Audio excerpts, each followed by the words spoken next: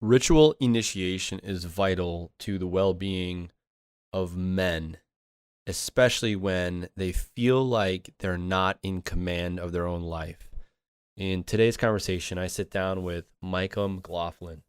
He's a somatic therapist, a healer, and just an all-around incredible human. He was referred to me just simply by a friend, and as soon as we got on the phone, on Zoom, I knew instantly that this man is a brother of mine. He and I share a very common thread in our viewpoints and our philosophies on the need for ritual initiation, for somatic therapies, and other modalities to help men come into their fullness, to help them find, as he puts it, their backbone and their heart. Oftentimes, we don't realize we don't have a fully open heart. We have a deep backbone and we feel strong as men. Or in another case, we might feel like we're overly in our heart and we're a little bit soft, a little bit weak. And so we have this need for balance in the two. So enjoy today's conversation with Micah McLaughlin. Before we dive into today's episode, if you know you are ready to crack open your potential, to unlock every ounce of your being, to be the man you know you can be, to live your purpose, to step into your power, then we are hosting our next iteration of the Unbreakable Man Experience, July 6th through the 9th here in Austin, Texas. It will challenge you to your core. I will be completely honest with you on that. I will challenge you mentally, physically, emotionally, even spiritually. You will step outside of your comfort zone and you will find the man that you truly are. The men that have come through this event have all said that it is the most profound experience of their life, that they are so incredibly happy that they went through it, that they know who they are. I've had men come all the way from Germany for this event, so no excuses on travel if you're coming in even from the United States. This event is absolutely life-changing, and I put my money where my mouth is. And I will guarantee that if you find nothing of value from this event, then I will absolutely give you all your money back and pay for your flight. I am fully confident in this. In fact, if you show up and you're ready and you dive in fully, then absolutely, I will put my money where my mouth is. Now, of course, this event is expensive. I'll be honest. It is $5,000. It comes with not just the 3-day program. Of course, I put you up. I feed you. Our chef is incredible. I will tell you that. It also comes with a 90-day online program to help you deep dive into your psyche, to help you find out who you are, what your values are, what your needs are, where you are going. It helps you create more clarity, more focus, more attention, so that you can show up as the man you truly want to be. Oftentimes, we don't even really know where we want to go in life. And this event and this experience and this online container will help you identify that and break through any mindset, any blocks that are stopping you from truly showing up as the man you possibly can be. If you feel called to this, and that's just it, this is not I think this is a good idea. You are absolutely called to it. You will know, it'll be in your heart. You will say, this is absolutely true. You might even feel a little bit of trepidation, a little bit of fear, but you will absolutely figure it out and you will get there if this is right for you. So if it is right for you, be sure to apply. You will have to go through an application, phone call. We have to know that you are mentally, physically ready for the challenges ahead. And go to the website in the description, in the show notes, click apply. I will get a hold of you. We'll have a conversation and we'll go to the next level. So I look forward to meeting you, to being with you, and experiencing you at the Unbreakable Man Experience. And as always, enjoy today's episode.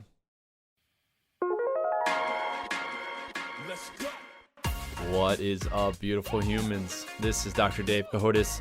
I am on a mission to forge strong, heart-centered, and purpose-driven men.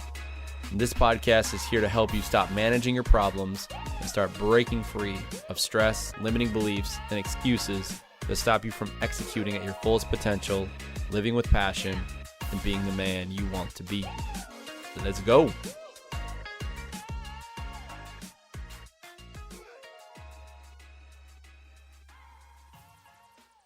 Micah, welcome to the show, brother. Glad to have the opportunity. Yeah, man. So, you and I, we got hooked up through a mutual friend, and I was checking out your stuff, man. Like, it sounds like we have a lot in common.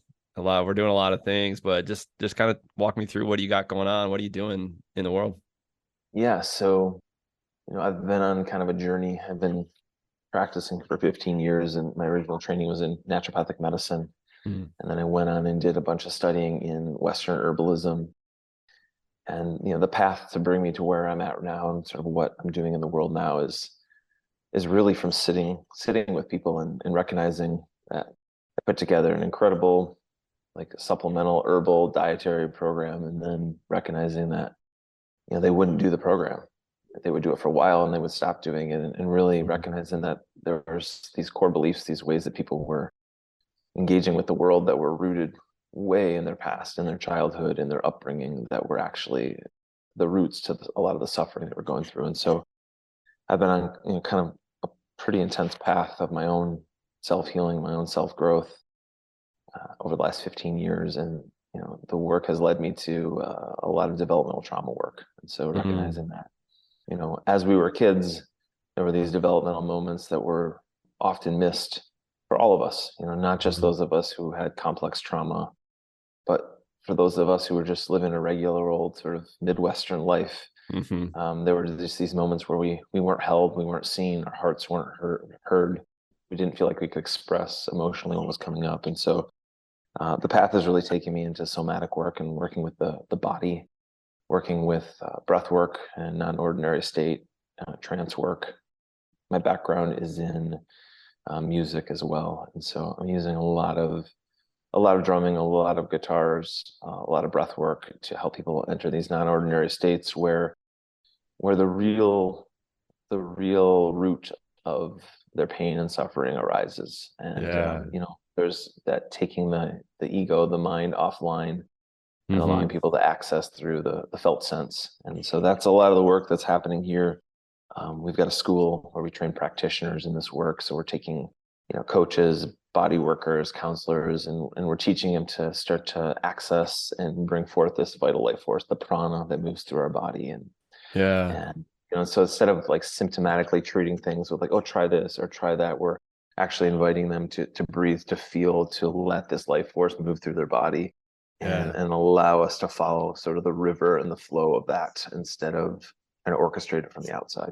Yeah, that's incredible. I mean, your story, and I was kind of reading your bio a bit, and it's incredibly similar to mine. In fact, we actually hosted a small group somatic experience last night, somatic breath work specifically, and what you just described. And I've shared this, with a lot of folks, both on the podcast and obviously and through my work. It's what you hit when we're aged from 0 to 7, we haven't fully developed a prefrontal cortex. So we have no rational center. It's sort of like not having a filter. We're in this delta brain state, especially early on, and we're essentially sleepwalking. We are programmed to be who we are, and we don't even realize it, but we emotionalize and internalize an event. And when that happens, we get into this pattern, and it creates this overdoing of whatever that one thing is. And when we want to step forward in life, maybe make more money, maybe have a deeper relationship, maybe write that book, we feel like we can't express ourselves like you're describing. We repress and then suppress, and then we feel depressed, and then we feel oppressed, like hopeless to the world, like, oh, the world is this way, and we have nowhere to go. And then I know with our experience, when people surrender, like you were saying, with non-ordinary state, it's overriding that prefrontal cortex, getting into the amygdala, which is the emotional center of the brain, and it's almost like speaking directly to the root. And I don't know if you feel comfortable sharing your process of like how you get people there, but I know when they're in a brain state, like when we are in the breath work, I'm using cues. I'm using sound, like you were saying. I like bust out the drums. My favorite is the rattle. I love the rattle. I'll bring it out, and it's like I want all of it. And I'm also seeing energy and doing a lot of energy work, and a lot of people like are curious. So like, why? What is happening? And they just surrender. Just let it happen. Just let it move through. And so that kind of begs the question. It's like, you use the word non-ordinary state. Walk me through what that means for you. Yeah. So I'm trying to think the best way to sort of to name the way that we work with non-ordinary state, because it's different. You know, there's a lot of breath workers in the area that we're at here, and yet when people come to the ceremonies that we're holding or do this work, there's something palpably different in terms of how we work. And you know, so myself and my soul sister, who does a lot of this work with me, Leah, we're both trained as body workers. So I've been working, you know, with people's physical body for, you know, over 15 years. Mm. And the map that we use is really Reichian character structures. So if you're Mm. not familiar with Reichian character structures, it's this idea that ultimately that there are five distinct ways that in childhood, when we went into overwhelm, when our nervous system went into overwhelmed, we brought in one of these coping mechanisms in order to shift our attention.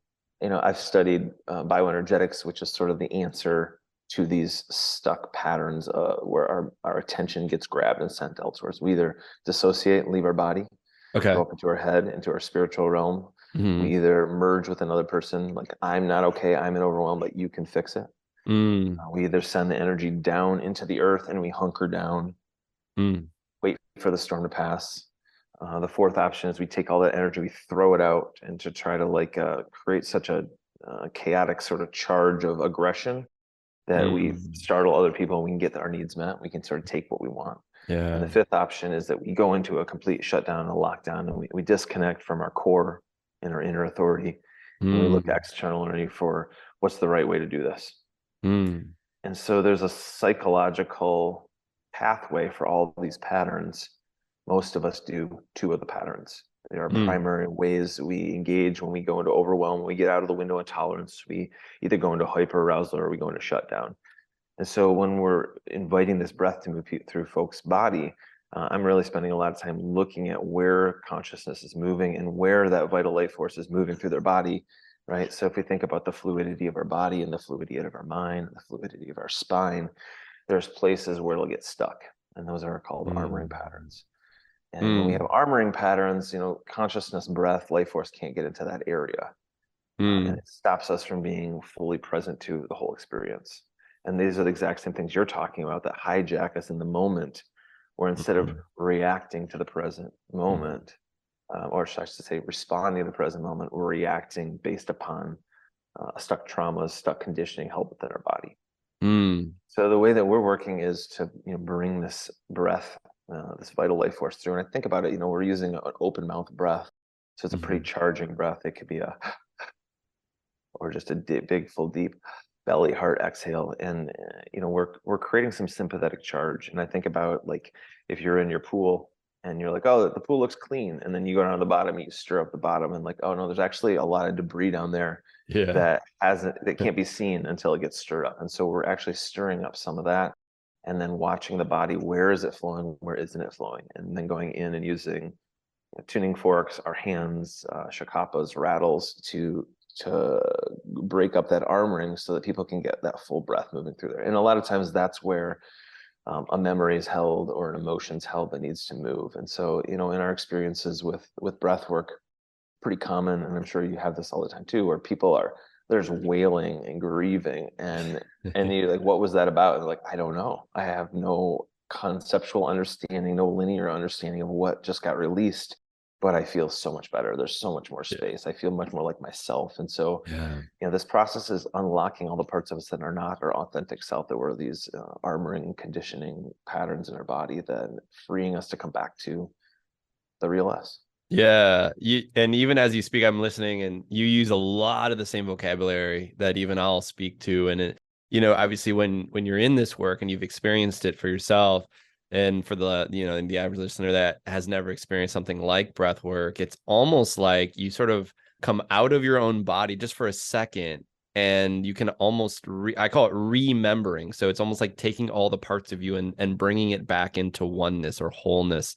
And one of the gals that was here last night, when she was working through her energy, she was like, I was crying, just like you were saying.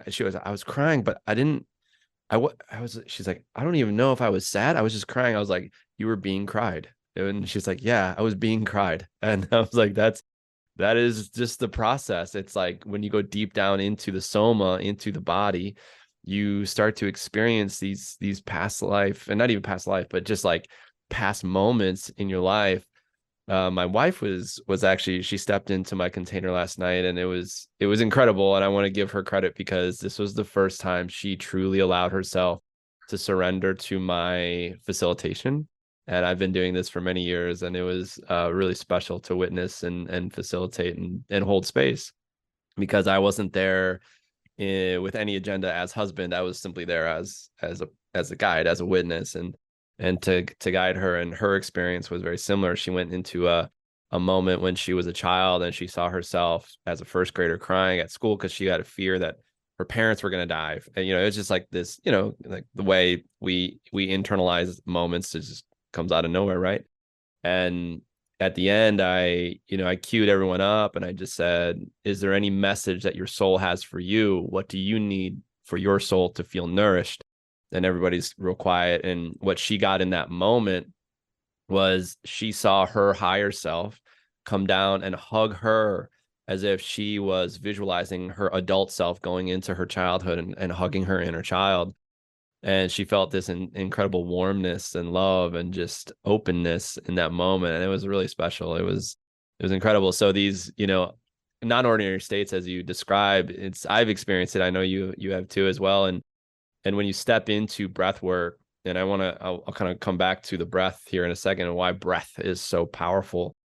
But when you step into breath work, it is so potent in allowing us to get into the body and to the full experience of it, which is why, for me personally, I've spoke to my experience using psychedelics, but I like breath work better because it feels more like Ferrari. You get your hands on the wheel, you get your foot on the gas, and you can go as deep or as fast or as shallow as you want, versus sort of experiencing something else, and it sort of like feels like a roller coaster. Because I've done therapeutic psilocybin, and I've sat in those spaces before, and it's incredibly healing. I've gotten a lot, but there's this amnesia almost that happens when you come out of it, and you feel like, what was that third thing that I was supposed to remember? I forget. It's like with breath work, it's sort of like the integration is already embodied. And let's stay on the subject of breath work and your use of it and how this shows up for you. Are you facilitating and are you guiding people through doing breathwork practices on their own, or are you just having them come in and experiencing breathwork with you? So what's your process there? Yeah, so I definitely have one-on-one sessions with folks, and then we do breathwork ceremonies, and we often will bring cacao in for those experiences as Mm-hmm. well. So it's a breathwork and cacao, and generally end with a sound bath, gongs, tuning bowls, things like that. And then we have weekly classes here at the Institute where we do embodiment classes. And so that's generally a mix of breathwork and bioenergetics. Are you familiar at all with bioenergetics? The short answer is no, though I'm tuned in. I'll put it that Yeah. way. So, Yeah. but yeah, walk me through what bioenergetics is. Yeah, so it's also sort of in that Reichian lineage. So Reich was a student of Freud. Alexander Lowen was a student of Reich, and Mm, sort of took that work a bit further. So it's based in the Reichian character structures, these ways that our body gets locked and armored. So mm, it's a combination of breath work and movement. I sometimes will describe it as like masculine yoga. okay. So in yoga, we're trying to work with this flow of life force and energy moving through our body. And in bioenergetics, we're actually going into these restricted areas. So, a posture might be shoulders go up and mouth open as wide as it can go. And Okay. as you do that, you're actually working into this response. We all have the fear response of, if a building we were in got hit by a bomb, our shoulders would all go up. They Yeah. curl in to protect. And so, we get these micro holds in our body of up in our shoulders, in the back of our neck, in our Yeah. jaw. We grew up in a house where our expression wasn't honored. We start to slowly lock our jaw, lock our throat. Mm, And so we're actually going into that restriction and letting it out. mm, Another bioenergetic practice is, we'll work with some of the developmental traumas. And so we might lay on our back and reach up as if we're connecting to that reaching reflex of like, I need help. Somebody help me. mm, And then we might just cry, just fake cry. mhm, mhm, And then we may go into fake laughter after that. So it's really, they're kind of evocative positions that tend to bring up some of these traumas that are held within our body. So we'll use a combination of that and then breath work after that. I tend to think about the bioenergetics like sort of loosening all these restricted parts, and the breath work then inviting the vital life force to come in. So Mm. yeah, we've got that going on. We've got a lot of stuff happening, and it's not just me. We've got a whole team of practitioners here who are facilitating these experiences for folks in our community. That's incredible. Do you have people do homework? Do they have like processes when they go home? What does that look like? Yeah, sometimes we'll do a series where it's all about building an at-home practice. So they're heading home with the write-up, and they're meant to do the practice 5 of the next 7 days and come back and talk about it in the group. We have a school here, and in the school we are often giving assignments that are allowing them to go home and connect with these younger parts of themselves, do the bio practices, do the breathwork practices.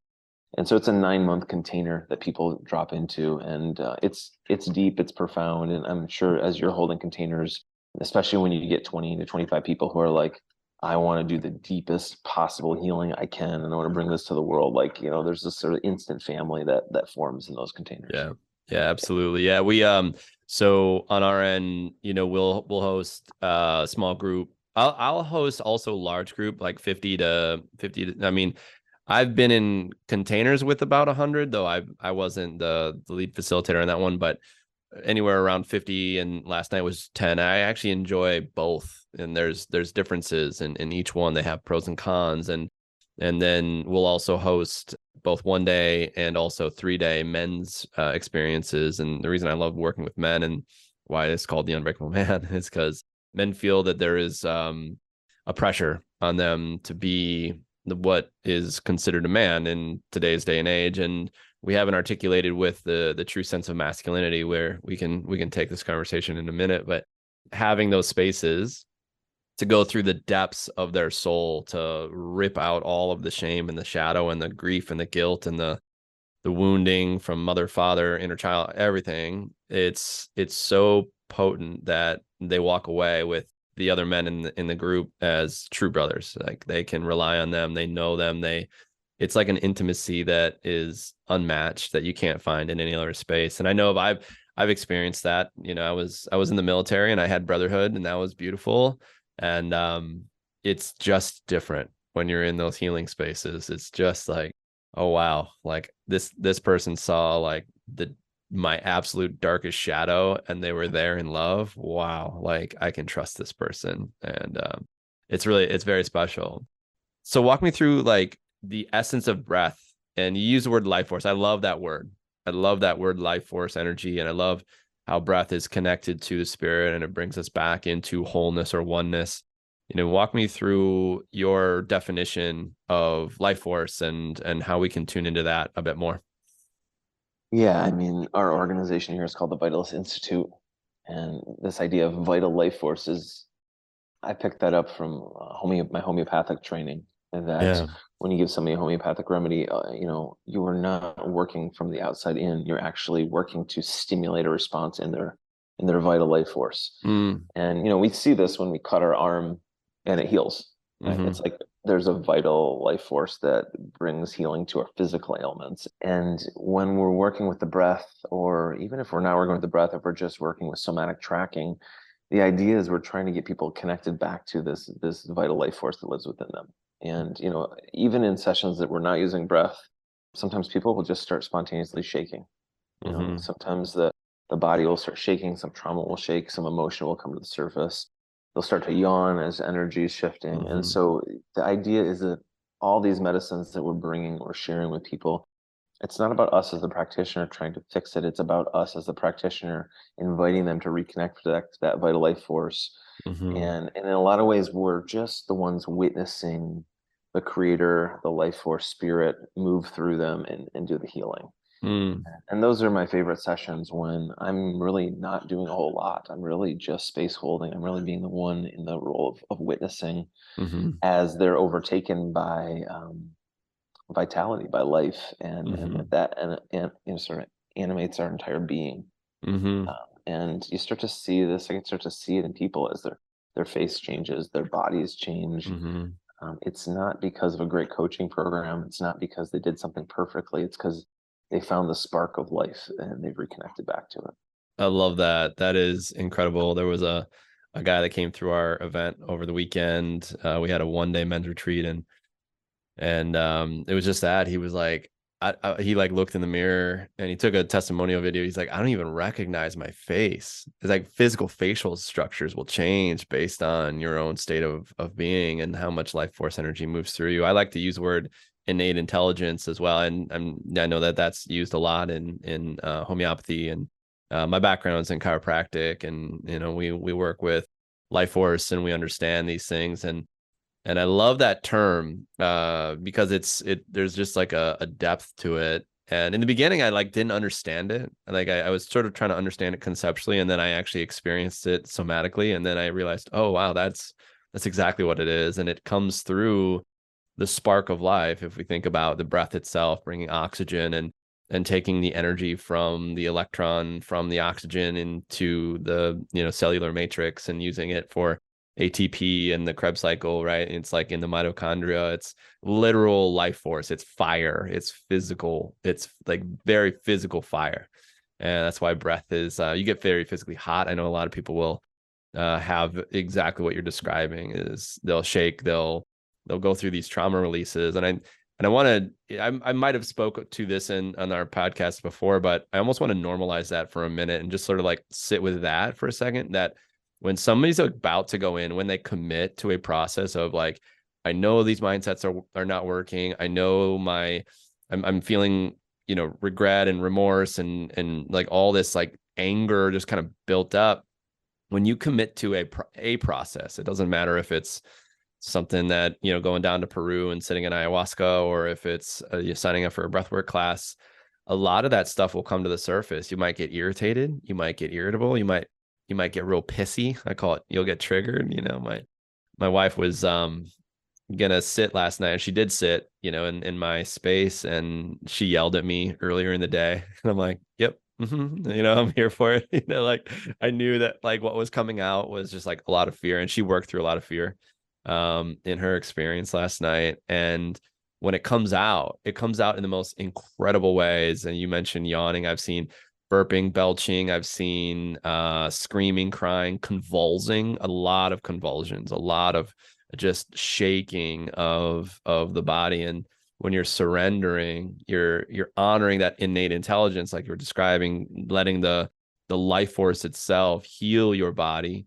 The body knows exactly what it needs to do. Like we don't have to think about digesting the food that we had, right? Like we don't have to think about, oh, I cut my arm. Like, okay, this cell go here and this platelet move this and coagulate that blood. It's like, no. We don't have to do any of that. It just takes care of it. All we have to do is clear the wound, right? In that moment, like give it space to heal itself, and it will.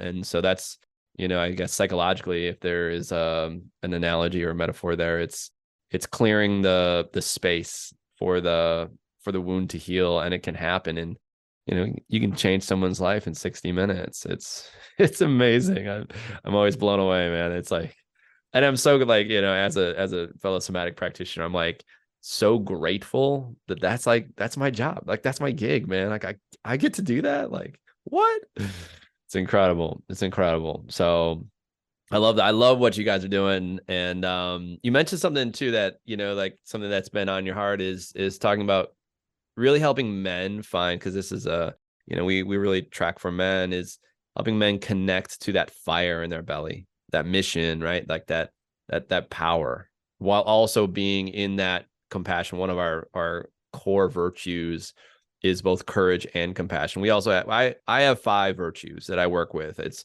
discipline, integrity, responsibility, which is the ability to respond, right? Moving from reaction to response, being responsible for your thoughts, feelings, and actions. Courage, and then the final one is compassion. And I really feel that is so vital for men, is to feel both courageous, strong, and compassionate, because we don't want to just be these warrior, put the armor on, run into battle. I've been that guy. I will raise my hand and say, I got all the paperwork for that. I went to war. I know what that feels like. But to be able to do that in the cause, in the mission of love, is really special. So yeah, man, like walk me through, how do you, like the fire in the belly and the mission, what's on your heart there? Yeah, I'm gonna reflect that with a bit of a model that I've found to be really helpful. And I don't know if you've gotten into the work of David Data at all, the way of the superior man, if that's something that you've Yeah, read. Yeah. I have. But he describes sort of the 1950s man, and he's got the 1950s man as there it is right there. Got the book. Is that sort of first stage masculinity where it's like all spine, not a lot of heart. Yeah, So I'm going to go to work. I'm going to pay the bills. I might be protecting the family and taking care of the family, but at the end of the day, I'm not particularly attuned to the children. I'm not particularly attuned to the deepest part of my heart and my wife's heart, and a lot of spine, not a lot of heart. And then we have 1950s woman, a lot of heart, not a whole lot of spine. yeah, So a lot of nurturing, caretaking, but pretty easy to be a doormat and get walked over. yeah. So we have that movement from really it was initiated by the women in the feminist movement, which in a lot of ways was women moving over to the unhealthy masculine aspect. But Yeah, nonetheless, it was still a movement toward the masculine, even if it got out of balance in that movement. yeah, And then you have the men following up at the 60s, smoking weed, growing their hair out long, playing the drums, being like, man, I don't want to just work all the time. Like I want to just feel and love life and just be, yeah, bro. And so you yeah, had yeah. all that happening. And then, um, you know, what we're really aiming toward is for men and women both to be in this third stage. And in this third stage, a man has the capacity to feel his mission and the fire in his belly. Like, this is what I'm living for. This is what I will die for. Yeah. And also has healed, integrated the, we'll say, out of balance masculine aspects that can become tyrannical, can overpower in a way without attuning first and without listening. And so it's really inviting men. And I don't know about where you're at down there, but around here we have a lot of second stage men. We have a lot of men who they're in their heart, they're kind, but they're really like they're lacking that grit, they're lacking that strength, they're lacking that purpose, clarity, and mission. And Mhm. so, it feels like a lot of really sweet, kind, loving, nice men, but helping them go through the experiences that allow them to ask, what do I want to do for the next 40 years of my life, so that when I'm on my deathbed, I can look back and be like, yeah, I brought something back for the community. I did something good for the world that's going to live on, that's going to be deeply impactful, not just for me, but for my ancestors, for my children, my children's children. Yeah. And that's not easy work. It's not easy work because we're living in a world that's fairly focused on self, and it's very focused on, well, just get to your retirement. And it's apparent that we have a lot of old people but not a lot of elders. And so Yeah. that's my hope and my Mm. desire, my passion, is that these men can heal the dysfunctional stuff around the first stage masculine experience, the times Yeah. that they were yelled at and belittled and shamed by their father, or Mhm. by their mother for that matter. It's like Yeah. this overpowering masculine energy, and also can move through this, find a healthy balance between the heart and the belly, between that fire in their belly, purpose, Yeah. clarity, mission, and also the softness and compassion within their heart. Yeah, I wholeheartedly agree with everything you said, and it is the reason that the Unbreakable Man even was created, because I felt that society was lacking elders and it needed process. And there is this process called rite of passage or ritual initiation, and in tribal societies, you were taken from the tribe and by the elders of the community, and you were sent off, and everything from you're going to be hung upside down and we're going to put bullet ants on you to you name it. There's a process of ritual initiation to help you find what that is. And there is, not only is it valuable to find that mission, it's actually necessary for your mental well-being moving into the later stages of life. Because if I had a lineage, and from a psychology perspective, I'm a Jungian. I really enjoy Carl Jung, and I really enjoy what he put into the world. And with the analysts that have come out after him, he speaks a lot about archetypes, and he speaks of different archetypes relative to the masculine psyche, and what is necessary for men to feel whole, to feel present, and to feel that they have some command of their life. And that one of the main archetypes that must come online is called the king. And the king is the one that brings order to the psyche. And the king is the one that not creates per se, but has the drive for the mission. It has the vision. It has the knowing that, okay, like I'm gonna go do this in this world, in this way. And for me, it was kind of like a funny thing. It was like my king came online, was like, you're gonna go do this, and you're gonna help, like this process unfold into the world. And as a body worker, as a chiropractor, I was like, what? Like, you want me to what? Like, I was kind of getting these downloads, is the best way to describe it. And I just like knew that there was this calling on my heart, and I had to go through my own personal process of ritual initiation. And it took, for me, 7 years. It literally took a long time, to kept denying the call, kept denying the call, kept denying the call. And then all of a sudden I went through a retreat weekend, and I sat in two entheogens, one called ayahuasca, which we speak of. And I'm not saying this is for everybody, and this is not, it's like whatever is you feel called to. But I sat in ayahuasca, and I got downloads that I needed exactly for what I am doing today. And then we sat in 5-MeO DMT, which was bufo, bufotine, which comes from a Sonoran frog. And the best way to describe it, and I'll share this story, but it was like it's like when you unplug the modem and you plug it back in, and you're like, and you're like coming back online. It was intense, because I went full blast in that entheogen. And when I came back, it was very direct. I know exactly who I was. I knew exactly where I was from. I knew, like what my mission was on this planet.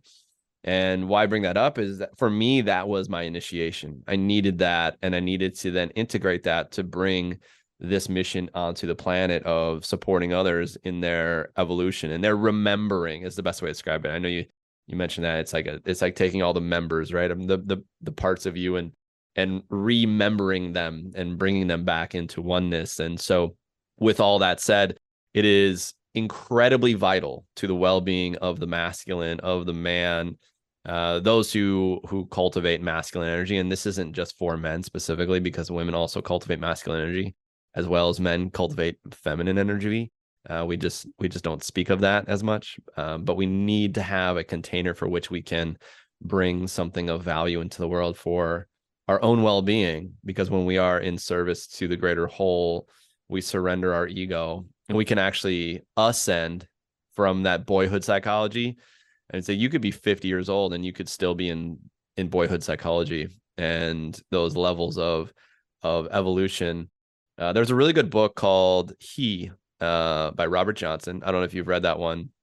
It's really good, and he speaks of masculine psychology, and very similar to what you were describing, which is the 3 levels, where the first level of boyhood psychology is very much this. I don't know if you ever read the story of Don Quixote, where he runs off and he's fighting windmills, right? He's like going off headlong into the world. And it's sort of like you imagine the 21-year-old male in American society drinking and partying and like just getting with all the girls, and they just want to go just fuck the world, right? Like, I'm gonna go fuck the world, like, let's go. He's like running into this windmill, and he's like, let's go. And then the next level up is oftentimes when we don't even realize it. And I do enjoy this. I have kids. I don't know if you have kids or not, but we start to become aware of our own shadow. Our shadow starts to kind of come online, and then we become Hamlet, and we start to realize that we might have some darkness in us, and we start to contemplate our own badness, right? Like, it's like it has to be shown for us to then process it. And what happens is you think about Hamlet, to be or not to be, that is the question, whether to be nobler, right? Like he's in that like constant in his head thinking, overthinking, like, am I a good person? Am I a bad person? Like, should I do this? Should I go there? It's like, and I know a lot of men that are overthinkers, right? Like, if you're procrastinating, you're overthinking. If you're sabotaging, you're overthinking. Like that kind of gets stuck in that second level of evolution. And like what you described as that third level, which is wholeness. It's being in mission. It's being in full conscious awareness to their own well-being, and knowing that there is something of greater purpose, and being willing to sacrifice their old egoic ways, like the women and the sex and the gambling and the alcohol and the drugs and all that shit. They're willing to be like, all right, I'm ready to put it down. I'm ready. So they can take a breath. But the grand journey is not a journey with going out. It's a journey going in. It's a Hmm. deep, deep, deep journey. Yeah. And which leads me to my question. It's like, obviously I have my process with the men through our 3-day initiation. We call it the Unbreakable Man experience. It's designed literally to be, it's like through the true 4 phases of initiation of the hero's journey, right? Separation, initiation, ordeal, and return. I'm curious if you have any similar programs. Like, what do you walk men through? Yeah, it's a great question. And in some ways, I'd say the format is still forming. I'm still in, I mean, I've got a monthly men's group that I'm working with. I have weekend retreats that I do with men. But what I felt on my heart is that it has to be converted to some sort of initiation Mhm. experience.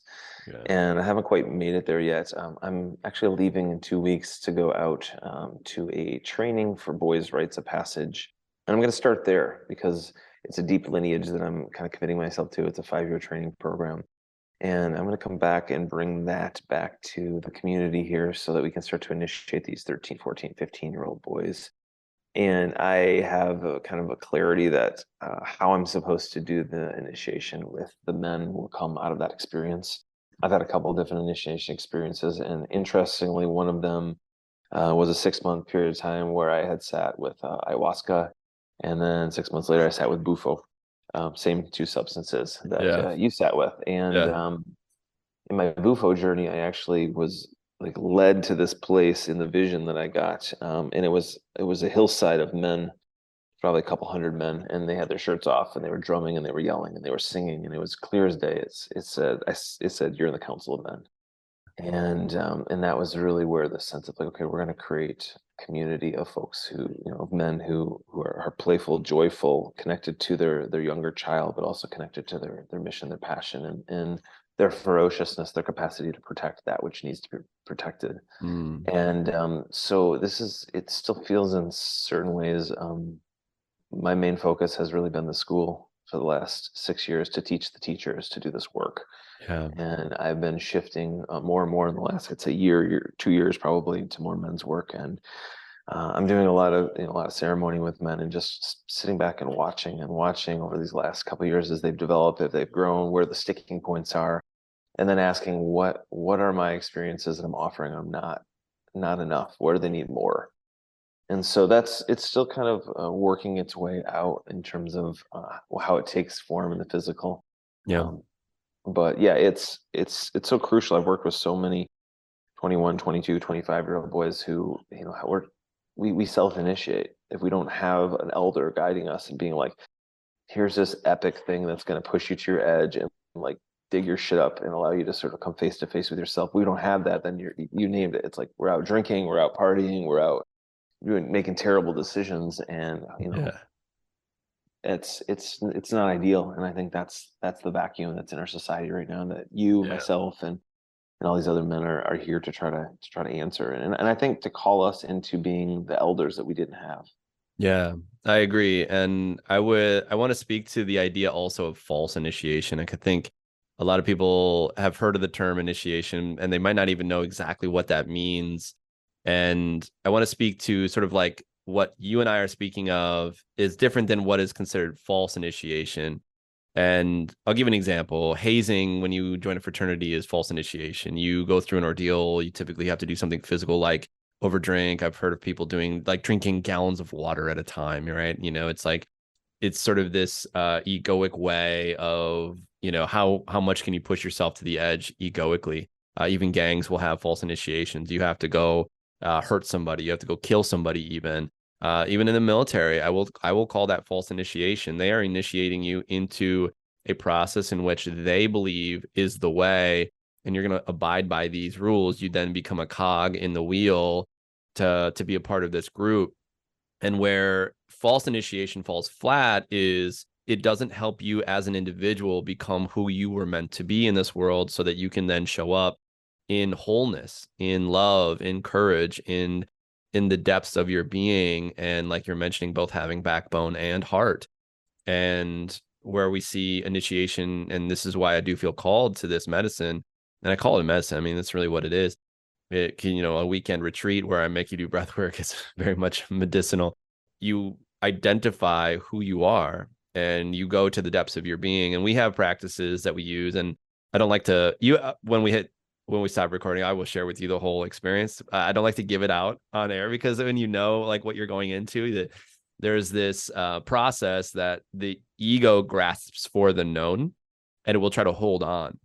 And so if you walk people through exactly what they're about to go through, they'll be like, oh yeah, I'm going to go through this, and I'm going to go through this. And then it's like they can't, like their ego tries to like even create this shell of trickery, and the trickster comes online. And so we walk them through the process to just unpack everything and help them identify who they are, and then release them back into the world and say, you're now an elder. And I know a lot of the men that come through my program, it changes their life completely. And again, I'm just so honored and grateful to be a steward of that process. And they go on to, to facilitate maybe other men. I know a lot of my men have facilitated even somatic breathwork and somatic processes, because they realize, like, I was put on this earth to heal, and I am a healer just by being who I am. And that's the beauty, man. It's like when you come into your wholeness, it's like you are a beacon of light in a cave, and other people will see your light and be like, what is that? Wow. And one of the guys that came through our weekend over the past weekend, he went back to his family. His father-in-law was weeping and with joy of seeing how he had transformed it, even in a weekend experience. And then his father showed up to our breathwork last night and had a very profound experience. And so I got some beautiful texts from them this morning. It's really special, to work through it.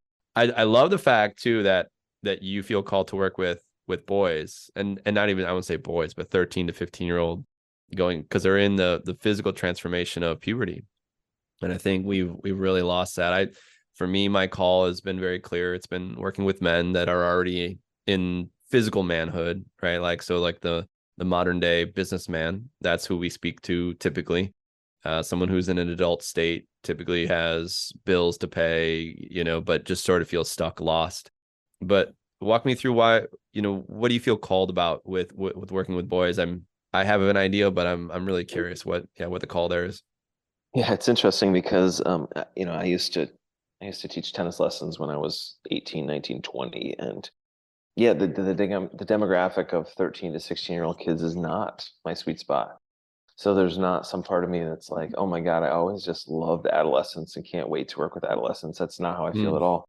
The drive to do this came from an observance, kind of an eagle-eye view of our community, and this recognition that in the medicine wheel of life, and moving from the Southwest up into the West, where we move kind of in that transition between through the rites of passage, and we move into our adult self, and then we move from there up into elderhood, where we recognize that we're the tree that's been planted, and our fruit's falling on the ground, and most of our energy is likely given back to the village and to the young that's coming forth. It came from me just observing our community and recognizing that if somebody doesn't step up and initiate these boys, then we're going to have a whole nother generation of a community without elders. We're going to have a whole nother generation of a bunch of boys who are 18, 19, and 20 who are having to self-initiate. And then we're going to have a bunch of girls married to a bunch of boys who are kind of assholes and Yeah. don't have their shit together. And I'm just like not willing to do that and allow my daughters to have to experience that, and allow, my kids, my friends' kids, to not have that guidance. And so, it came from this place of hearing the call. It came from this place of going, okay, God, send me, I'll do it. And I anticipate that I also feel very drawn to working with the men. I anticipate that, part of what I'm going to get to do is get the men and get this thing moving. I tend to have a lot of startup energy. I tend to have a big charge to, like, let's get it going. And then, I don't need to have to manage all of it. So I want to get it going. I want to breathe life into it. I want to help the vision be clearly communicated to the community and to the men. And this recognition that, like, I'm not the one doing it. We're all doing this. It's this group of men that we're all going to come together and do this work. And so, yeah, that's my hope. And just the realization that it's a lot of work, as you know, to work with a 40-year-old who's been indoctrinated with not an indigenous way of living, and has been indoctrinated with this sort of corporate materialistic version of life, and then Yeah. to try to help them make this transition, to come back to their soul, to come back to the earth, to come back to a way in which they're interacting with the natural world a little bit more fully and deeply. It's a lot of work, and Yeah. part of the reason we, probably you and I are using such big tools is because we have to hit them with a 2x4 in order to get them to sort of wake up, right? It's like their wife has to like pressure on, like, I'm gonna fucking divorce you unless you go get some help, and then they have to show up and be skeptical, and then we gotta, and it's like we gotta go through this whole process with them. It's just a lot of work. It takes a lot of energy.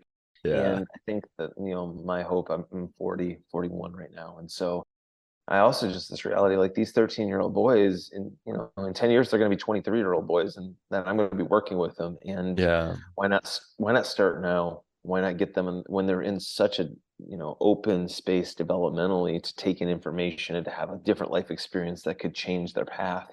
I love it when the 21-year-olds and 22-year-olds come and then they have a life-changing experience, because they don't have to go tear their whole life down. They don't have to Yeah. realize like, oh, I'm in the wrong vocation, and actually, like, I married my partner because I felt obligated to, not because I love her. And it's like that's a hot mess. And that's what we're dealing with all the time, is when people really wake up to these things. And so, it's nice to get the 21-year-olds who are like, oh, like I just got out of college. I don't really know what I'm doing. And to help them choose a path and find their their deepest, most authentic expression.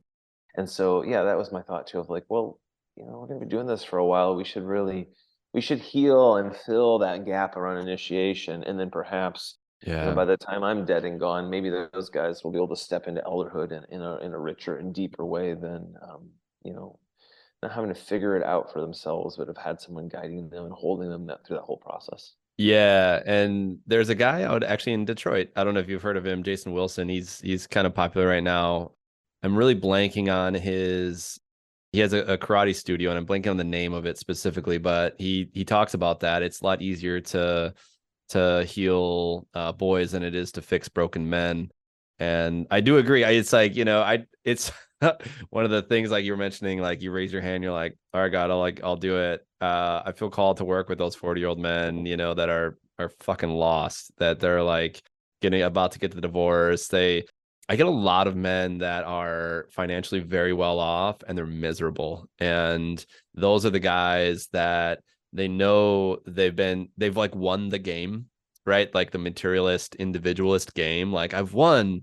And then they look around and like no one's around them, and like their fucking wife hates them and their kids like are on their iPad and they're like, I feel disconnected to all things. Like, where do I go now? Yeah. And like you were saying, bringing them back into wholeness and then connecting to just a tribal sense of like brotherhood, and also knowing what true connection is, knowing what intimacy really is. Before I go into my retreat settings, I always do a process of clearing my vessel.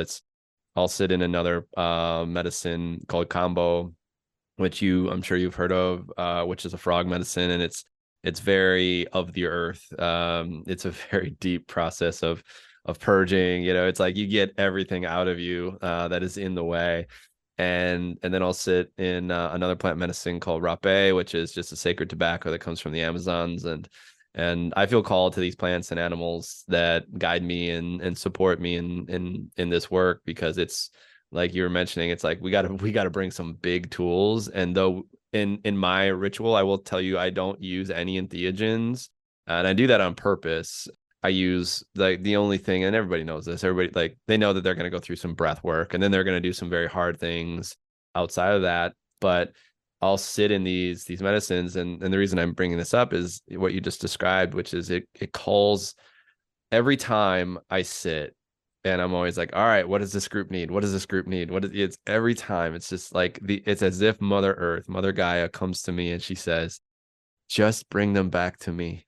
I will do the work. I'm like, yes, ma'am, you got it. Like, all right, let's go. It's so, and I'm like, oh, I don't have to do any, like it's such a relief, because I don't have to do any of the heavy lifting, and the earth will guide it. And I think what is happening and why you and I feel called to this, and like it's very interesting if you think about how things have played themselves out, like you were describing the 50s men and the 60s men and then the 70s, then we had this sort of like gap time in the 80s where everybody was just in their hyper masculine doing a lot of cocaine and making a lot of money. We we sort of lost. And then now all of a sudden it's like we're aware of our own sadness. We're aware of our own disconnection. We're becoming conscious to the fact that, hey, like maybe I don't feel as connected to my wife, or I don't feel as connected to my kids, or there's something wrong.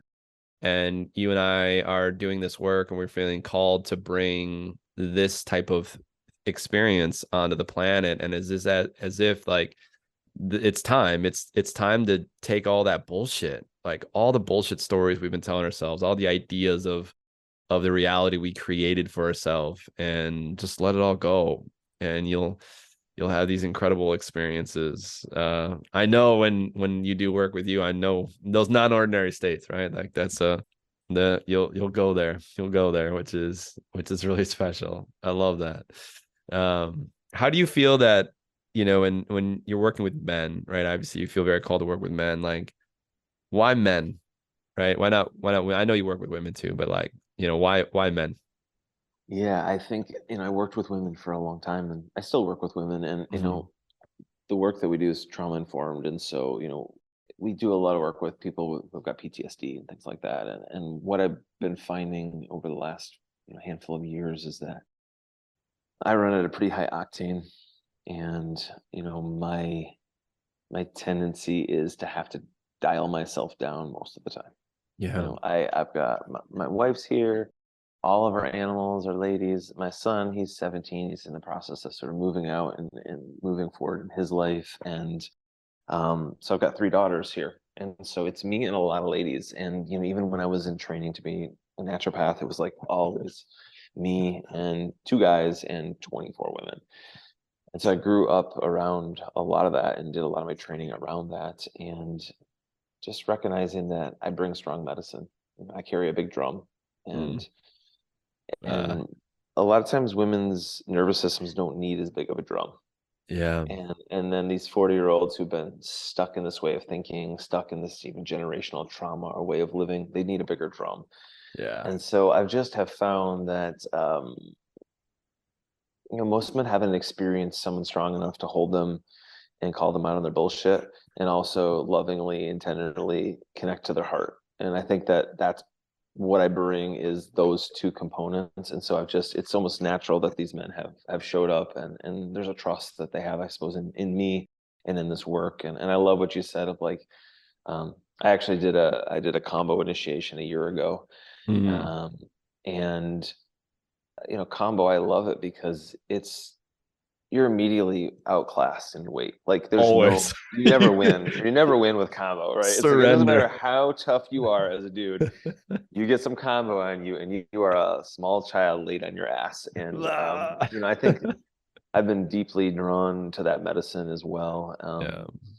And actually have just started some training to. I've been serving myself. I've just started some training. I'm not Mm. not through with my training yet to serve combo to others, but I've been serving for myself because I got Lyme disease last July, and Mm. so it became kind of a essential package in the bundle that I had in terms of healing that. Mm-hmm. Um, but yeah, I think a lot of the men's work is just because I'm pretty intense and have gone after this healing. My brother laughs at me. He calls me like that my methods are a bit aggressive, and I think I've toned them down as I've gotten older, where but I'm like, yeah, there's an intensity to the medicine that I bring, and a room full of men can generally handle that charge. Yeah. And I don't send people into overwhelm, whereas a room full of women, I'm just a lot more sensitive to how much charge I'm bringing, and that my language is at least effective dose for the last couple of years. Because my tendency is to go to a 10 when like a 4 would have done the job. And so I just keep, Yeah. even with men, practicing what's least effective dose. How do we get them to where they need to be without blowing them out? Yeah. And I wholeheartedly agree with everything you said. In fact, I last night, and I took a break from co-ed breathwork, and last night was my first time with women, and I was about to, I always have a meditation before I step in, and I work with rape, or hape is another term, and I felt the tenderness in the room, and I felt everyone that was stepping in, and the men were there and they needed some pushing, but then the women they needed just to know that they were nourished, and then they were held. And a lot of trauma was in that room last night. And I remember feeling that and thinking, I haven't felt this in a long time. I haven't noticed this sensation. And my mentor, Stephen Jaggers, who I received my certification through, and as far as breath work, and he's an incredible practitioner. I don't know if you know who that is or not, but he has this term that he just speaks to, which is like gentler, right? Like you can get them there, but more gentle. And but that said, when it comes to men, and I feel very called, like everything you're describing, I carry a big drum. Like I'm gonna totally steal that term because I fucking love it. I was always like, I was like, I bring this intensity and this warrior energy, but it's like sort of like grandmother. You might have worked in ayahuasca. She has this energy to her that it's like a grandmother, but don't fuck with me. Right. I will like, wow, bam, like right on the hand. And I feel very called to work with men because I do bring that stick. And I carry a big stick is what they call it. I suppose it's walk softly, and that's what Teddy Roosevelt said. Walk softly and carry a big stick. And in defense of love, in defense of true wholeness and oneness. And I know I can get guys there. I know it. And it's like let's fucking go. Like you're bringing whatever you're bringing. Like I want it all. Like bring it into my container. And it's not like, yeah, it's like that is hard to describe. You get it, but it's like I'm so ready. I'm like, I'm just like chomping at the bit. Like that's what I was fucking put on this earth to do, man. Yeah. Like like let's go. And I love that, man. I think that's beautiful. And in fact, I would like to speak real quick to, like there's a difference between men's containers, co-ed containers, and all women containers. And obviously I've been in co-ed and men's containers, and they're just different, and they're just different. If I'm a guy starting out, on my journey, and I'm like, all right, man, I'm like fucking miserable here. Like I feel stuck. I feel lost. Where would you recommend I start if I'm a man? Yeah, it's a great question. This is something that here at the community we kind of reflect on often because I'll hold multiple different containers, and God, there's a magic to have the feminine in the room. But what I find is that for that first initial part of men sort of waking up, um, oftentimes it's messy. Oftentimes it's kind of grimy. Yeah. Oftentimes it's a little sloppy. Yeah. Oftentimes the aggression can come out pretty easily, and for that isn't generally safe to do in a room full of women many Mhm. who've been overpowered, abused, by men. So it's Yeah. like we want to make sure we're containing that, and that's not pouring over and startling women in the group. And so, yeah, usually um, I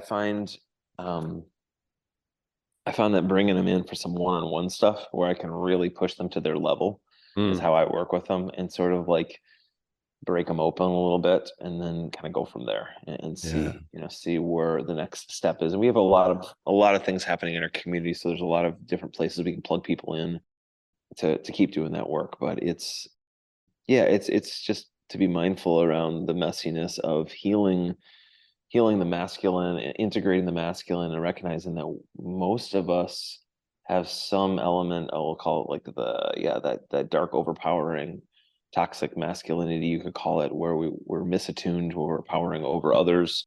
If it's not happening, if it happened through us, it's certainly in our lineage. And I've done a lot of healing work, that's felt like what I'm vomiting up, what I'm clearing isn't even mine, but it Yeah. was like my dad's dad. It was like the sense of Yeah. like better than, overpower, I'll take what I want type of Yeah. energy. And so, and that's certainly alive in the men's work, and it's can get kind of grimy. And so usually I find it in a group of men we have more capacity to sort of clean release, integrate those parts. Yeah. Yeah, I agree. And I've noticed that when you're in a group, in a collective, with men, when I first started my healing, it was in a co-ed situation, as far as like deep healing. And I do remember being held by women, and I've never been held by a woman in the way that I was held. And I remember thinking like, I've never felt so safe. And I didn't even know the concept of safe at that moment, but I just remember feeling safe and the depth of healing that I was able to achieve. But it wasn't until I was in an all men's container that I felt fully alive and like able to express that deep inner, we'll call it dark masculine, that I don't even like to use the word toxic because that just brings a charge from societal norm that like there's like badness to this, but it's like this dark masculine that we're afraid of, this aggression, this I'm going to get what I want, but that still lives in us. And we still have to be able to witness that and experience that and integrate that and bring it forward. And when you're in a group of all men and you have these empathetic witnesses that are around you and they can experience that part of you without judgment because they are this, right? We all hold this energy, then it's so opening to and healing because you can allow yourself. And I would agree with you as far as, you know, kind of the steps is, you know, heal the deep inner wounds because you're also not driven by your own sex drive to in the healing spaces that we can create connection and we don't realize that we're falsely putting on this mask of like, oh, well, who do I need to be in order to get, you know, like even create some sense of connection and love with this female. And oftentimes we can fall into that kind of that trap. It's a slippery slope. And I've gotten there, you know, it's like you're you're doing eye contact practices with other people and you're like, whoa, like I feel incredibly connected. And you kind of forget about your own shit. And you're like, okay, like I'm just gonna, you know, so when you're in an all men's container, there's no confusion. It's just it's very straightforward. And we actually get, and this is very interesting, and about 40% of the guys that come through my 3-day initiation are gay.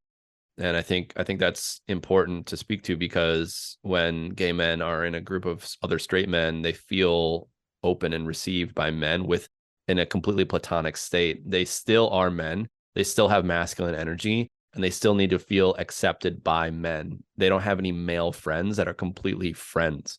Like they think that other, like if they're in a group of other men that are straight, that like they think that those men think that they want to fuck them. And it's actually kind of funny. One of the guys in our last 3-day experience was like, I don't want to fuck any of you guys. I just want to let you guys know. It's like, yeah, man, we know. Like, it's all good.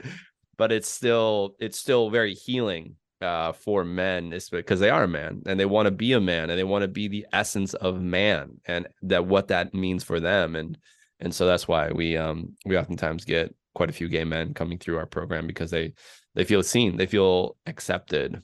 And I've found that is very deeply healing and it's beautiful. And before you and I kind of sign off, is there anything else on your heart that you want to share? I just want to say thank you for what you're doing in the world, and it's refreshing, it's compelling, it's exciting to remember that I'm not alone in this work, and I can feel your passion and your conviction and your clarity and your depth, and it's just an honor to get to sit and share some space with you, and I'm excited to keep doing this work and keep checking in with each other as we go, and grow old and see what we figured out by the time we're 80. I love that. Likewise, my friend. I love this podcast for that reason. There are no accidents. And I knew when somebody recommended you, I was like, all right, let's do it. Let's jump on this call, man. I love connecting with other kindred spirits. And it feels like we, at least that I've received a brother in this phone call, it's something simple like that. Right. No, I just love, like, we literally had a couple of emails exchanged, and then we jumped on this call and we talked for about 90 seconds, and then we hit record. And I just think that the fluidity of this conversation and the connection points is just is pretty cool. It's beautiful, man. Yeah, no, I know you're doing beautiful work, and I know our men need it. And I'm here to support any other elder that is out there doing this work, because this message just to help men find their center, to find their wholeness, to what you were describing, have both backbone and heart is so, it's not even vital, it's necessary. It's like absolutely necessary to the well-being of the planet, of the community, of the cosmos. Even if we want to get super into the etheric, it is so vital. And so, yeah, you and I are very much on the same path. And And I know you're in the Midwest. And so how can people find you? What's the name of your institute? How can they reach out? Yeah, if you check out Vitalist Inst, so VITALISTINST, vitalistinst.com. That'll connect you to all our events. You'll be able to find a link to our school. We actually are about halfway through enrollment. Our next program starts at the end of August. So it's a 1 weekend a month commitment. And so we've got folks kind of flying in from all over the country that do that. There's a lot of local folks, but we always every year have a handful of folks who fly in. And so, if that's something, if you're a practitioner and or wanting to be a practitioner, and you also want to, you're comfortable doing this an incredible deep dive into unpacking your authentic self and manifesting it in the world, then we'd love to have you join. It's a beautiful, life-changing program, and we've got property here. We're in the woods, and so we do a lot of cold tub, sauna, hot tub, all that work as well. And there's just sort of a real deep family feel that grows out of this program. That's incredible. Yeah, I know if you're in the Midwest, it's I moved away from the Midwest so I could go on my own personal journey and find my soul. And it's Austin, Texas comes with a lot of conscious individuals, and almost to a fault. We're all out here like in our fields almost a little bit too much. But it's beautiful, man, that you're doing what you're doing up in Michigan. And if you are in the Midwest at all, just absolutely reach out to Micah and you in the team, and I look forward to watching you grow, my friend. Thanks, Dave. All right, y'all. Enjoy the day. I love you guys, and we'll see you in the next episode. Thanks for listening to this episode of the Unbreakable Man podcast. If you found this episode valuable, then go ahead and leave a 5-star review explaining how this podcast has helped you so more people can find it. If you want to be a part of the Brotherhood, then click the link in the description below. You can also check out the Unbreakable Man experience if you're ready to face a deeper challenge and change your life for the better in just 3 days. All right, guys. Thanks again for listening. I appreciate you. And as always, stay unbreakable.